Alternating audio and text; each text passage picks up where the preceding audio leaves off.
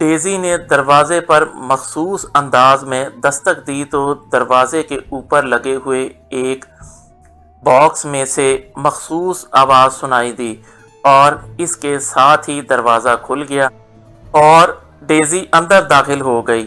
یہ ایک خاصا بڑا کمرہ تھا جو آفس کے انداز میں سجایا گیا تھا۔ بڑی سی میز کے پیچھے کرسی پر ایک درمیانے قد اور بھاری جسم کا اتھیڑ عمر آدمی بیٹھا ہوا تھا۔ آؤ ڈیزی، میں تمہارا ہی منتظر تھا، اتھیڑ عمر آدمی نے مسکراتے ہوئے کہا۔ کیا بات ہے، آپ نے اس قدر ایمرجنسی کال کی کہ میں سب کچھ چھوڑ کر یہاں دوڑی چلی آئی۔ ڈیزی نے کہا۔ سب کچھ چھوڑ کر کیا مطلب؟ اتھیڑ عمر نے حیران ہو کر پوچھا۔ مجھے چیف نے ایک مشن سونپا ہے پاکیشیا کا، وہاں جانے کی تیاری کر رہی تھی کہ آپ کی کال آ گئی، ڈیزی نے کہا۔ تو اتھیڑ عمر نے ایک طویل سانس لیا۔ اسی لیے میں نے تمہیں کال کیا ہے، میں بھی تمہارے ذمہ ایک مشن لگانا چاہتا تھا۔ میں نے تمہارے چیف کو فون کیا تو اس نے بتایا کہ تم اس کے کسی مشن پر پاکیشیا جا رہی ہو، اتھیڑ عمر نے کہا۔ اور پھر اس سے پہلے کہ مزید کوئی بات ہوتی، سرخ رنگ کے فون کی گھنٹی بج اٹھی تو اتھیڑ عمر نے ریسیور اٹھا لیا۔ یس، جیرٹ بول رہا ہوں، اتھیڑ عمر آدمی نے کہا۔ ٹھیک ہے، میں تھوڑی دیر بعد تمہیں خود فون کر لوں گا، فی الحال میں مصروف ہوں۔ دوسری طرف سے بات سن کر جیرٹ نے کہا اور ریسیور رکھ دیا۔ میں نے تمہیں اپنے مشن کے لیے کال نہیں کیا، وہ تو میں کسی اور کو ہائر کر لوں گا۔ میں نے تمہیں اس لیے کال کیا ہے کہ تمہیں بتا سکوں کہ پاکیشیا میں مشن تمہارے لیے انتہائی کٹھن ثابت ہو سکتا ہے، تم اسے ایزی مت لینا۔ جیرٹ نے کہا۔ کیا مطلب؟ آپ وضاحت سے بات کریں کہ آپ کہنا کیا چاہتے ہیں، ڈیزی نے حیران ہو کر کہا۔ پاکیشیا میں ایک شخص رہتا ہے جس کا نام علی عمران ہے، وہ پاکیشیا سیکرٹ سروس کے لیے کام کرتا ہے اور اسے دنیا کا سب سے خطرناک سیکرٹ ایجنٹ سمجھا جاتا ہے۔ بظاہر یہ شخص اپنے آپ کو احمق اور مسخرہ ظاہر کرتا ہے، لیکن دراصل یہ انتہائی خوفناک حد تک ذہین، فعال اور انتہائی خطرناک آدمی ہے۔ اور پھر اس کی ہزاروں آنکھیں ہیں۔ پاکیشیا میں اڑنے والی مکھی کا بھی اسے علم ہو جاتا ہے، اور تم نے بہرحال وہاں مشن مکمل کرنا ہے، اس لیے لازماً اسے اس کا علم ہو جائے گا۔ اور پھر مشن تو ایک طرف، تمہارا وہاں سے زندہ بچ کر واپس آنا ہی ناممکن ہو جائے گا، جیرٹ نے کہا۔ تو ڈیزی بے اختیار ہنس پڑی۔ آپ کی اس شفقت کا شکریہ۔ ویسے ڈیزی کچی گولیاں نہیں کھیلتی، اول تو میرے مشن کا کوئی تعلق سیکرٹ سروس سے نہیں ہے، البتہ انٹیلیجنس شاید سامنے آئے، اس سے میں خود نمٹ لوں گی، اور اگر بفرض محال یہ شخص سامنے آیا بھی تو میں اس کا بھی ساتھ ہی خاتمہ کر دوں گی، ڈیزی نے بڑے اعتماد بھرے لہجے میں کہا۔ میرا مشورہ تو یہی ہے کہ تم وہاں نہ جاؤ، جیرٹ نے کہا۔ اوہ نہیں، اب ایسا ممکن نہیں ہے، ڈیزی مر تو سکتی ہے لیکن پیچھے نہیں ہٹ سکتی، ڈیزی نے جواب دیا۔ اوکے، پھر میں تمہیں گڈ بائی ہی کہہ سکتا ہوں، جیرٹ نے کہا۔ آپ بے فکر رہیں، جلد ہی آپ سے دوبارہ ملاقات ہوگی، البتہ اس آدمی کے بارے میں کوئی فائل ہو تو مجھے دے دیں، ڈیزی نے کہا۔ نہیں، میرے پاس فائل نہیں ہے، البتہ میں تمہیں ایک ٹپ دے سکتا ہوں۔ راجر اس کا دوست رہا ہے اور وہ پاکیشیا آتا جاتا بھی رہا ہے، اسے اس کے بارے میں خاصی تفصیلات کا علم ہے، تم اس سے مل لو، جیرٹ نے کہا۔ اب مجھے اس سے ملنا ہی پڑے گا، ٹھیک ہے، میں راجر سے مل لوں گی، اب اجازت، ڈیزی نے کہا اور اٹھ کھڑی ہوئی۔ جیرٹ نے اسے ایک بار پھر گڈ بائے کہا اور ڈیزی مسکراتی ہوئی مڑی اور کمرے سے باہر آ گئی۔ ہوں ایک احمق آدمی سے ڈرا رہے ہیں جیسے ڈیزی دودھ پیتی بچی ہو، ڈیزی نے کہا اور تھوڑی دیر بعد اس کی کار سٹون کلب کی طرف بڑھی چلی جا رہی تھی جو راجر کا کلب تھا۔ راجر سے اس کی خاصی بے تکلفانہ دوستی تھی، بلکہ راجر نے اسے ایک بار پرپوز بھی کیا تھا۔ ڈیزی بھی اسے پسند کرتی تھی لیکن اس نے اس سے شادی سے انکار کر دیا تھا کہ ڈیزی جس ہنگامہ خیز زندگی کی عادی ہو گئی تھی اس میں شادی کی گنجائش نہیں تھی اور وہ اپنی اس زندگی کو چھوڑنا نہیں چاہتی تھی، لیکن اس انکار کے باوجود ان دونوں کے درمیان دوستانہ تعلقات موجود تھے اور وہ دونوں اکثر کئی روز اکٹھے رہتے تھے۔ راجر کسی زمانے میں ایکریمیا کی کسی ایجنسی میں کام کرتا تھا، لیکن پھر اس کا چیف سے جھگڑا ہو گیا اور اس نے ایجنسی چھوڑ دی اور تب سے اس نے کلب خرید لیا تھا اور اب وہ صرف کلب تک ہی محدود رہتا تھا۔ ہیلو راجر، تھوڑی دیر بعد ڈیزی نے راجر کے آفس میں داخل ہوتے ہوئے کہا تو راجر بے اختیار اٹھ کر کھڑا ہو گیا۔ آؤ آؤ ڈیزی، میں تمہارا ہی انتظار کر رہا تھا، جیرٹ نے مجھے ساری تفصیل بتا دی ہے، راجر نے کہا، اور اس نے یہ بھی کہا ہوگا کہ تم مجھے مجبور کر کے پاکیشیا نہ جانے دو تاکہ میں جیرٹ کا مشن مکمل کر سکوں۔ ڈیزی نے مسکراتے ہوئے کہا، نہیں، اس نے مجھے کہا ہے کہ میں تمہیں عمران سے بچانے کی کوشش کروں۔ راجر نے کرسی پر بیٹھتے ہوئے کہا، آخر یہ کیسا آدمی ہے کہ جیرٹ جیسا آدمی بھی اس سے اس قدر خوف زدہ ہے؟ کیا تمہارے پاس اس کی کوئی فائل موجود ہے؟ ڈیزی نے اس بار انتہائی سنجیدہ لہجے میں کہا، وہ اب ایک کرسی پر بیٹھ چکی تھی۔ نہیں، میرے پاس فائل تو نہیں ہے، لیکن میں اسے بہت اچھی طرح جانتا ہوں، وہ میرا دوست رہا ہے۔ راجر نے کہا، تو پھر مجھے اس کے بارے میں تفصیلات بتا دو۔ ڈیزی نے کہا تو راجر نے اسے تفصیلات بتانا شروع کر دیں اور ڈیزی کی آنکھیں تفصیلات سن کر حیرت سے پھیلتی چلی گئیں۔ کیا یہ سب درست ہے؟ ڈیزی نے کہا، ہاں، نہ صرف درست ہے بلکہ یہ باتیں اس کی صلاحیتوں کا عشر اشیر بھی نہیں ہیں، وہ واقعی دنیا کا انتہائی خطرناک ترین ایجنٹ ہے۔ راجر نے جواب دیا، تو پھر میں اپنا مشن بعد میں مکمل کروں گی، پہلے اس عمران کا خاتمہ کروں گی، اب اسے طے سمجھو۔ ڈیزی نے میز پر مکہ مارتے ہوئے کہا تو راجر نے بے اختیار ایک طویل سانس لیا۔ اس کا مطلب ہے کہ مجھے تمہارے ساتھ جانا پڑے گا، راجر نے کہا۔ کیوں؟ کیا مطلب؟ ڈیزی نے چونک کر کہا، میں اس عمران کے خاتمے میں تمہاری مدد کروں گا، وہ میرا دوست رہا ہے، اس طرح اسے مجھ پر شک نہ ہوگا۔ راجر نے کہا، تمہارا مطلب ہے کہ تم میرے ساتھ اس سے ملو گے دوست کی حیثیت سے؟ ڈیزی نے کہا، ہاں، صرف یہی صورت ہے اس کی ہلاکت کی، وہ صرف دوستی کے نام پر مارا جا سکتا ہے ورنہ نہیں۔ راجر نے کہا، ٹھیک ہے، ایسے ہی صحیح، تم بھی میرے ساتھ چلو، لیکن عمران کے خاتمے کے بعد تم واپس آ جانا، میں اپنا مشن مکمل کر لوں گی۔ ڈیزی نے کہا، اگر یہ عمران ہلاک ہو جائے تو پھر کوئی مسئلہ نہیں، اصل مسئلہ ہی اس عمران کا ہے۔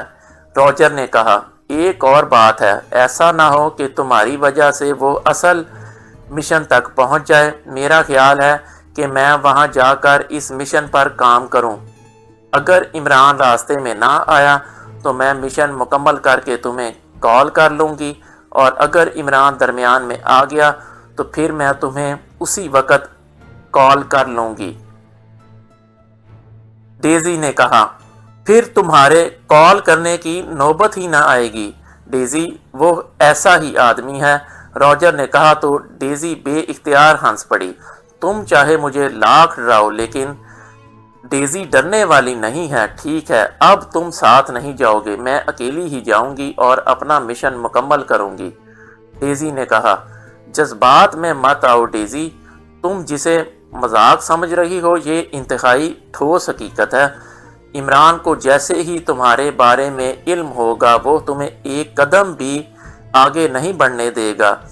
پھر پاکیشیا اس کا اپنا ملک ہے اور تم وہاں اجنبی ہوگی۔ روجر نے کہا، جو ہوگا دیکھا جائے گا۔ ڈیزی نے اٹھتے ہوئے کہا، 1 منٹ رک جاؤ۔ روجر نے کہا تو ڈیزی دوبارہ کرسی پر بیٹھ گئی۔ میں عمران کو فون کر کے بات کرتا ہوں کہ میں اپنی دوست کے ساتھ پاکیشیا آ رہا ہوں، اس طرح اسے شک نہیں پڑے گا، ورنہ اگر ہم اچانک وہاں پہنچ گئے تو وہ مشکوک ہو جائے گا، اور اب پہلے عمران کا خاتمہ ہوگا اور پھر بات آگے بڑھے گی۔ روجر نے کہا، چلو ایسے ہی صحیح۔ ڈیزی نے رضامند ہوتے ہوئے کہا تو روجر نے میز کی دراز کھول کر اس میں سے ایک ضخیم سی ڈائری نکال لی اور اسے کھول کر اس نے ڈائری کے صفحات پلٹنے شروع کر دیے۔ چند لمحوں بعد اس کی نظریں ایک صفحے پر جم سی گئیں۔ اس نے ڈائری کو میز پر رکھا اور ریسیور اٹھا کر اس نے تیزی سے نمبر پریس کرنے شروع کر دیے۔ آخر میں اس نے لاؤڈر کا بٹن پریس کر دیا تو دوسری طرف سے گھنٹی بجنے کی آواز سنائی دینے لگی۔ علی عمران MSc DSc آکسن بول رہا ہوں۔ اچانک ریسیور اٹھائے جانے کے بعد ایک چہکتی ہوئی انتہائی شگفتہ سی آواز سنائی دی تو ڈیزی بے اختیار چونک پڑی۔ روجر بول رہا ہوں عمران، روجر فلپس۔ روجر نے مسکراتے ہوئے کہا، ارے کیا اب بلب بھی بولنے لگے ہیں؟ واہ، کیا سائنس نے ترقی کی ہے کہ بولنے والے بلب بھی ایجاد کر لیے گئے ہیں۔ روشنی ہو جائے گی اور ساتھ گانا سننے کا موقع مل جائے گا۔ واہ، لیکن یہ تو بڑا مسئلہ بن گیا۔ تم نے تو ایکریمین گانا سنانا ہے، اور ایکریمین گانا سن کر مجھے ہمیشہ یوں محسوس ہوتا ہے جیسے کسی ویرانے میں بدروحیں مل کر چیخ رہی ہوں۔ دوسری طرف سے عمران مسلسل بولے چلے جا رہا تھا اور ڈیزی کے چہرے پر حیرت کے تاثرات ابھر آئے تھے۔ میں تمہیں نیک روحوں کا گانا سنانے خود پاکیشیا آ رہا ہوں، میرے ساتھ ایک نیک روح بھی ہوگی۔ روجر نے ہنستے ہوئے کہا، ارے بہت زیادہ نیک روح کو ساتھ نہ لے آنا، ورنہ مجھے اپنے فلیٹ میں خوشبویات سپرے کرانا پڑیں گی، اور تم جانتے ہو کہ میں غریب آدمی ہوں، جبکہ آج کل خوشبویات اتنی مہنگی ہو گئی ہیں کہ 1 سال کا خرچہ ایک خوشبو میں صرف ہو جاتا ہے۔ عمران نے کہا، خوشبویات بھی میں ساتھ لے آؤں گا، تم بے فکر رہو۔ روجر نے ایک بار پھر ہنستے ہوئے کہا، اوکے، پھر ضرور آ جاؤ۔ کب آ رہے ہو؟ عمران نے کہا، جلد ہی پہنچ جاؤں گا، اوکے، گڈ بائے، روجر نے کہا اور ریسیور رکھ دیا۔ یہ تو کوئی انتہائی احمق آدمی ہے، یہ بلب اور خوشبویات سے کیا مطلب ہوا؟ ڈیزی نے منہ بناتے ہوئے کہا تو روجر بے اختیار ہنس پڑا۔ الیکٹرک بلب بنانے والی مشہور کمپنی فلپس ہے، اور میرے نام کا آخری لفظ بھی فلپس ہے، اس لیے عمران مجھے بلب ہی کہتا ہے، اور جہاں تک خوشبویات کا تعلق ہے تو اس سے اس کا مطلب تھا کہ میں اپنے ساتھ کسی ایسی لڑکی کو لے آؤں جس سے خوشبو آئے، بدبو نہیں، کیونکہ ایک بار اس سے گلوریا کے ساتھ ملا تھا تو گلوریا نے ایسا لباس پہن رکھا تھا جو دھونے کے باوجود گلوریا کی لیبارٹری میں استعمال ہونے والی کسی بدبودار گیس کی وجہ سے ہلکی سی بدبو دے رہا تھا۔ گلوریا چونکہ ایسی گیسوں کی عادی تھی، اس لیے اسے بدبو محسوس نہ ہو رہی تھی، اور میں نے اس کی طرف خیال ہی نہ کیا تھا، لیکن عمران نے فوراً ہی اسے سونگھ لیا، اور پھر وہ ہمیشہ مجھے یہ کہہ کر میرا مذاق اڑاتا تھا کہ میری دوست بدبودار ہوتی ہیں۔ روجر نے تفصیل بتاتے ہوئے کہا، مجھ سے اسے موت کی خوشبو آئے گی، تم بے فکر رہو۔ ڈیزی نے کہا تو روجر ایک بار پھر مسکرا دیا۔ اب تمہارا کیا پروگرام ہے؟ روجر نے چند لمحے خاموش رہنے کے بعد کہا، میں نے اپنے سیکشن سمیت پاکیشیا میں جا کر مشن مکمل کرنا ہے۔ اور کیا پروگرام ہوگا؟ ڈیزی نے جواب دیا۔ اس عمران کا کیا ہوگا؟ روجر نے کہا، میرا خیال ہے کہ ہم دونوں وہاں واقعی چھٹیاں منانے چلیں۔ میرا سیکشن کام کرتا رہے گا اور ہم اس عمران سے مل کر وہاں سیر و تفریح کرتے رہیں گے۔ جب مشن مکمل ہو جائے گا تو عمران کو گولی مار کر ہم واپس آ جائیں گے۔ اس طرح اسے ہم پر کوئی شک بھی نہ پڑے گا اور کام بھی ہو جائے گا۔ ڈیزی نے جواب دیتے ہوئے کہا، تمہارا وہاں مشن کیا ہے؟ روجر نے انتہائی سنجیدہ لہجے میں کہا، وہی جو سینڈی زوم کا ہوتا ہے، ایک مذہبی رہنما ہے، اسے ٹریس کر کے ختم کرنا ہے۔ ڈیزی نے جواب دیا، ٹریس بھی کرنا ہے؟ کیا مطلب؟ روجر نے چونک کر کہا، یہ مذہبی رہنما اپنے چند ساتھیوں کے ساتھ کسی خفیہ جگہ پر ایسے قوانین تیار کر رہا ہے جن کے مکمل ہو جانے کے بعد پاکیشیا میں مذہب کا بے حد پرچار ہو جائے گا اور پھر اس مذہب کے اثرات پوری دنیا میں پھیل جائیں گے، اور یہ بات سینڈی زوم کے اصولوں کے خلاف ہے کہ دنیا میں کوئی مذہب اس انداز میں چھا جائے۔ اس لیے یہ فیصلہ کیا گیا ہے کہ اس بنیاد کو ہی ختم کر دیا جائے۔ سینڈی نے جواب دیا، لیکن تم تو خود مذہبی طور پر یہودی ہو اور یہودی ہونے پر فخر بھی کرتی ہو، اس کے باوجود مذہب کے خلاف کام کر رہی ہو، یہ سب کیا ہے؟ روجر نے کہا تو ڈیزی بے اختیار ہنس پڑی۔ تو تم اب تک نہیں سمجھ سکے، سینڈی زوم بنیادی طور پر یہودیوں کی ایک بین الاقوامی تنظیم ہے جس کے تحت یہ ظاہر کیا جاتا ہے کہ یہ تمام مذاہب کے خلاف ہے، لیکن دراصل یہ تنظیم مسلمانوں اور عیسائیوں کے خلاف کام کرتی ہے۔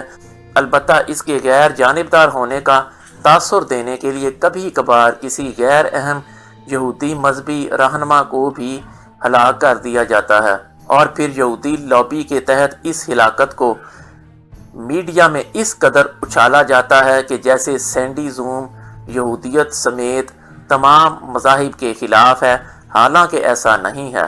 اس کا اصل ٹاسک مسلمانوں اور عیسائیوں کے خلاف ہے۔ ڈیزی نے جواب دیتے ہوئے کہا، لیکن اس کا ہیڈ کوارٹر کہاں ہے؟ روجر نے کہا، یہیں ایکریمیا میں ہی ہے۔ ڈیزی نے جواب دیا، کیا کرنل اس کا چیف ہے؟ روجر نے چونک کر پوچھا، او نہیں، کرنل تو اس کے ایک سیکشن کا انچارج ہے۔ ہیڈ کوارٹر کے تحت پوری دنیا میں سیکشنز موجود ہیں جو ایسے مذہبی رہنماؤں کے بارے میں معلومات حاصل کرتے رہتے ہیں جو مذہب کے فروغ کے لیے کام کرتے ہیں۔ یہ رپورٹیں پوری دنیا سے ہیڈ کوارٹر کو پہنچتی رہتی ہیں اور ان کا تجزیہ ہوتا رہتا ہے، اور پھر جس مذہبی رہنما یا مذہبی تنظیم کے بارے میں یہ خیال کیا جاتا ہے کہ اس کا خاتمہ ضروری ہے تو اس کے بارے میں کسی سیکشن کو آرڈر کر دیا جاتا ہے اور یہ سیکشن مشن مکمل کر دیتا ہے۔ کرنل کا سیکشن چونکہ ایشیا کو ڈیل کرتا ہے، اس لیے یہ مشن کرنل کے سیکشن کو دیا گیا ہے، اور کرنل نے میری صلاحیتوں کو مد نظر رکھتے ہوئے یہ مشن مجھے دیا ہے۔ اب میں نے ہر صورت میں اسے مکمل کرنا ہے، کیونکہ ہمارے ہاں ناکامی کا دوسرا نام موت ہے۔ ڈیزی نے جواب دیا، یہ ہیڈ کوارٹر کہاں ہے؟ روجر نے پوچھا۔ کسی کو معلوم نہیں، حتیٰ کہ کرنل کو بھی معلوم نہیں ہے۔ ہیڈ کوارٹر کی طرف سے ہر سیکشن کو اسپیشل فون دیے جاتے ہیں اور ان فونز پر ہیڈ کوارٹر سے رابطہ ہوتا ہے، حتیٰ کہ کسی ایک سیکشن کا رابطہ کسی دوسرے سیکشن سے بھی نہیں ہوتا۔ ڈیزی نے جواب دیا، اوکے، پھر میرے بارے میں کیا حکم ہے؟ میں تیاری کروں تمہارے ساتھ چلنے کی؟ روجر نے کہا، اصل میں تم جب اس عمران کی تعریفیں کرتے ہو تو میں مشتعل ہو جاتی ہوں اور میرا دل کہتا ہے کہ پہلے اس کا خاتمہ کروں، لیکن یہ میری فطرت کے خلاف ہے کہ میں اصل مشن چھوڑ کر دوسرے کام میں لگ جاؤں۔ اس لیے جب میرا اشتعال کم ہوتا ہے تو مجھے اپنا مشن پھر یاد آ جاتا ہے۔ بہرحال میں کرنل سے بات کر لوں، پھر کوئی فیصلہ کرتی ہوں، ڈیزی نے کہا۔ لیکن اب عمران کو تو فون کیا جا چکا ہے، راجر نے کہا۔ کوئی بات نہیں، تم دوبارہ فون کر کے اس سے معذرت کر سکتے ہو کہ کسی ضروری کام کی وجہ سے تمہارا آنا ملتوی ہو گیا ہے، ڈیزی نے کہا تو راجر نے اس بات میں سر ہلا دیا۔ ڈیزی نے ہاتھ بڑھا کر ریسیور اٹھایا اور نمبر پریس کرنے شروع کر دیے۔ آخر میں اس نے لاؤڈر کا بٹن پریس کر دیا، دوسری طرف سے گھنٹی بجنے کی آواز سنائی دی اور پھر ریسیور اٹھا لیا گیا۔ یس، کرنل بول رہا ہوں، دوسری طرف سے کرنل کی آواز سنائی دی۔ ڈیزی بول رہی ہوں باس، راجر کے آفس سے، ڈیزی نے کہا، اور پھر اس نے جیرڈ سے ملنے کے بعد راجر سے ملنے اور اب تک ہونے والی ساری بات چیت کی تفصیل بتا کر اس سے پوچھا کہ اسے کیا کرنا چاہیے۔ ڈیزی، تم اپنے مشن کی طرف توجہ کرو، اگر یہ مشن مکمل نہ ہوا تو تم جانتی ہو کہ کیا ہوگا، تم مجھ سمیت پورا سیکشن موت کے گھاٹ اتار دیا جائے گا۔ عمران کو اس وقت تک بھول جاؤ جب تک مشن مکمل نہیں ہوتا، اس کے بعد جو چاہے کرتی رہنا۔ ہاں، اگر مشن کے دوران عمران رکاوٹ بنے تو اس کا خاتمہ کر دینا، لیکن اصل توجہ مشن کی طرف دو، کرنل نے سرد لہجے میں کہا۔ ٹھیک ہے باس، میں خود بھی یہی چاہتی تھی، ڈیزی نے کہا، اور اس کے ساتھ ہی اس نے ریسیور رکھ دیا۔ تم بعد میں عمران سے معذرت کر لینا، ڈیزی نے اٹھتے ہوئے راجر سے مخاطب ہو کر کہا۔ ٹھیک ہے، میں معذرت کر لوں گا، راجر نے کہا تو ڈیزی سر ہلاتی ہوئی مڑی اور بیرونی دروازے کی طرف بڑھ گئی۔